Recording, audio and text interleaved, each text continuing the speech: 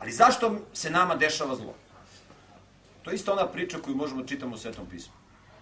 Mi smo se odvojili od Boga. Mi ne želimo da učestvujemo u stvaranju dobrih ljudi. Mi hoćemo da budemo Evropljani. Mi hoćemo da budemo moderni. Mi hoćemo da budemo destruktivni. Nama se satanizam prikazuje kao nešto lepo i pozitivno. I mi hoćemo da budemo kao okolni narodi. Kao okolni paganski neznabožački narodi. Mi nećemo da budemo kao naši slavni preci. Mi nećemo da budemo kao Isus i apostoli. Mi volimo drogu, mi volimo alkohol, mi volimo kurvarstvo. Kako možemo da imamo jaku porodicu ako smo kurvari? Kako? Kako? Zato smo mi nesrećni. Mi smo srećni ako se uporedimo sa drugim narodima. Jer imamo morala, dostojanstva, junaštva, više nego drugi. Ali ako se mi uporedimo sa našim reperom, a to je Isus Hristos, onda mi, ili sa našim precima, onda smo mi dosta zastranili. Mi smo zastranili. Puno. Vidite,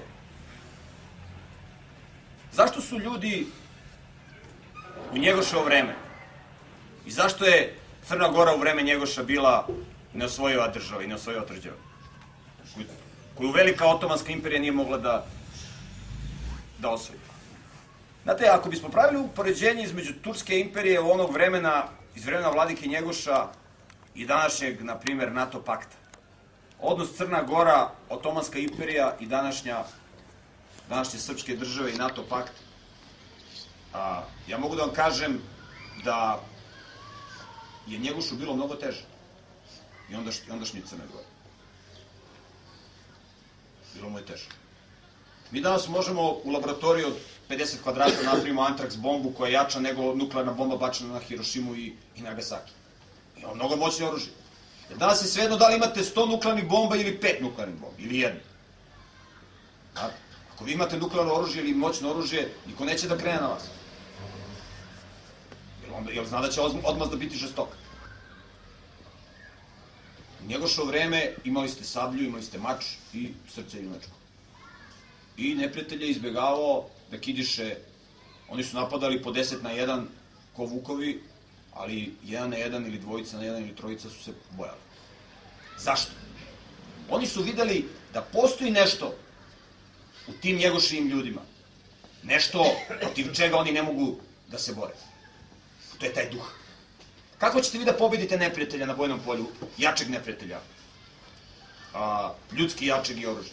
Pobedite ga duhom. Znate, kad čoveku klone duh, on nije ni za šta. Zato u Svetom pismu postoji zapovest da oni kojima srce trne ne treba da idu u rat. Oni nemaju obavezu da idu u rat, da ne bi rušili moral ostalima. Moral je najvažnija stvar i duhovna snaga koju mi imamo. Za sve u životu. I to je ono što treba najviše da uložimo, u to naše duhovno. Sad vidite, u vreme Njegoša, zamislite da u vreme Njegoša izađe neki vojvoda gde se hvali kako je bio u javnoj kući, kako je bio sa tuđom ženom, kako je zaradio para na trgovini drogom. Znate šta bi se desilo s takim čovjekom? Pa njegovi ukućani bi ga likvidirali. Znate kako je bilo u Njegoševo vreme? Nisu bile potrebne dugo višegodišnja suđenja, nego kad neko počini krivično delo, to se odmah procesuira i to procesuira njihova porodica. Da neko ubije čoveka, molim se, ili da siluje ženu, to je bila smrtna kazna, pa da vidimo ko će to raditi. Nikome nije padalo da tako nešto radi, jer su odmazde bile žestoke. Danas je to dozvoljeno. Danas mnogi Srbi u tome, mnogi koji sebe Srbima nazivaju u tome učestvuju. Zašto je Bog dopustio okupaciju okolnih naroda? Zašto? Zato što su počeli da žive nemoralno. Zašto je srpska država bila najveća u vreme cara Dušana? Pa pogledajte samo Dušanov zakonik i uporedite ga sa Mojsijevim zakonom. Vidjet ćete da je to identičan zakon. Znači, bili su zakoni morala. Bili su zakoni koji su podsticali stvaranje dobrih ljudi. Kada su Srbi počeli da odbacuju te zakone, posljedica toga je bilo moralno propadanje, raspad države, okupacija. U istoriji izraelskog naroda, kada čitamo Svetog pisma, dešavalo se mnogo puta da je došlo do okupacije. Ali je došlo do izbavljenja od okupacije. Kada? Kad se narod vratio Bogu, kad je narod počeo da živi moralno, kad je narod počeo da učestvuje u misiji stvaranja dobrih ljudi. Evo, mi pričamo kako su nas stisli, kako nam neprijatelji iz inostranstva nameću ovo, kako nam nameću ovo. Taj problem možda se reši vrlo lako. Hajde da mi počnemo da živimo moralno. Hajde da ulažemo u porodicu. Hajde umesto što provodimo vreme po kafanama i diskotekama, da provodimo vreme u prirodi. Hajde. Da provodimo vreme sa svojom decom. Umesto što gledamo destruktivne hollywoodske filmove, da čitamo knjige o junaštvu i o moralu. To je mnogo interesantnije. Umesto što našu decu vodimo u luna parkove, hajde da ih povedemo među ovce, među koze, među konje. Ja moju decu kad povedem u luna park i dođe čovjek iz konjičkog kluba i dovede konja, moja deca neće da vide one automobile, oni hoće na konje. To je njima interesantnije. A mi to sve imamo na dlanu. A biramo destrukciju koja je skupa. A ovo što nam je džabe dato, ne prihvatamo. Hajde se vratimo tizirnim principima. Pa da vidite kako će Bog da nas izbavi. Kao što nas izbavljao od turske okupacije, kao što nas izbavljao od austrougarske okupacije, kao što nas izbavljao od nemačke okupacije za vreme Drugog svjetskog rata. Da vidite. Bog hoće da nas oslobodi, ali problem je što mi nećemo. U Svetom pismu se kaže Bog, izgibe moj narod jer je bez znanja. Mi smo odbacili znanje o Bogu, on o tom Bogu govori.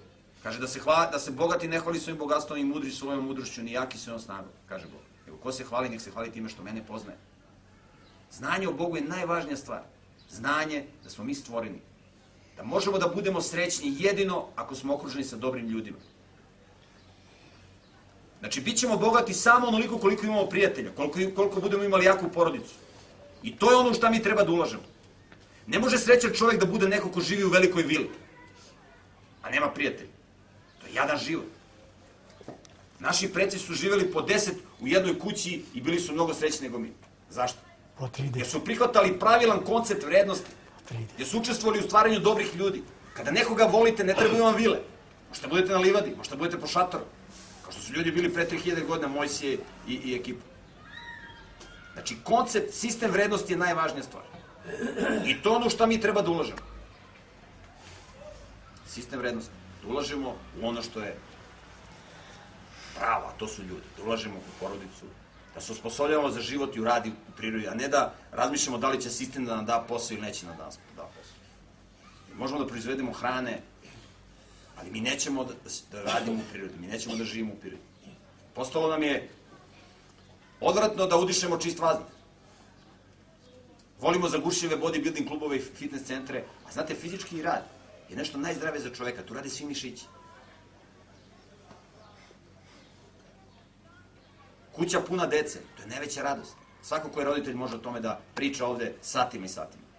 I to mi treba da pričamo, kako kažu u Svetom pismu. I sve ove reči zapovedi sinovima svojim i napominji im i kad ustaješ i kad ležeš i kad si na putu. Mi treba da učimo našu decu i da svojim ličnim primjerom pokazujemo šta je srećan čovjek. Velikani našeg naroda. Znači, hajde da mi budemo najbolji, da budemo najsrećniji. Ne možemo da budemo najsrećniji ako smo prvi u kurvarstvu, u alkoholisanju, u skitnji, u sportskim kladionicama i tako dalje. Hajde da budemo prvi po tome što možemo najviše da pružimo. Što možemo da stvorimo najviše dobrih ljudi. Lako je napraviti kuću i zaraditi velike pare. Hajde napravi čovjek, hajde da vidim junaka koji će napravi dobrog čovjeka, koji će se pohvali svojim detetom i kaže, vidi kakvog ja sina imam. To može majka Ratka Mladića da kaže. Ali ne može majka Borisa Tadića da kaže. Najveća sramota danas je biti majka i otac Borisa Tadića. Najveća sramota. A ta sramota možda zadesi svakog od nas ovde. Ako naša deca budu kao deca oca i majke Borisa Tadića. I ima mnogo takih. To je najveća sramota. I mi ćemo zbog toga da budemo krivi kada sutra naša deca budu bili izdajnici, ništa ljudi, satanisti, ustaše i tako dalje. I država će više i više nam propadati. I nama će da bude gore. Ali ako svako od nas da mali doprinos, naša država će da bude raj. Mi imamo sve mogućnosti. Ja mogu da vam pričam kako se živi na zapadu. Dovedite ovde bilo koga gastarbajtera da vam priča. To je beda. Tamo se ne živi, tamo se radi od jutra do mraka. A taj satanski koncept se prikazuje kao nešto lepo. Tamo nema života. To je robija. A mi hoćemo taj koncept. Mi hoćemo Evropsku uniju. To je najstrašnija laž, Evropska unija. To je satanizam najgore vrste. Otiđite tamo na 7 dana, izgadit će vam se život, rećete daj što pre da se vratim kući. Da budem na hlebu i na vodi, samo da nisam među onim ludacima.